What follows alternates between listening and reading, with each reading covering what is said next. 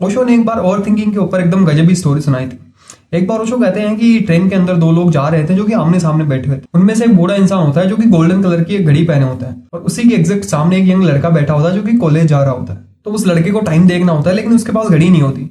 तो वो जो सामने बूढ़ा इंसान बैठा रहता है उससे कहता है कि अंकल क्या आप मुझे टाइम बताएंगे। तो वो बूढ़ा इंसान एक बार के लिए उस लड़के को देखता है और कुछ नहीं कहता। लड़के को लगता है शायद अंकल ने सुना नहीं, तो वो दोबारा कहता है कि अंकल टाइम क्या हो रहा है। लेकिन वो बूढ़ा इंसान फिर से उसे देखता है और कोई जवाब नहीं देता। फिर लड़के को गुस्सा आता है और वो मन ही मन सोचता है कि यार अंकल को सब सुनाई तो दे रहा है लेकिन फिर भी वो मुझे इग्नोर क्यों कर रहे हैं।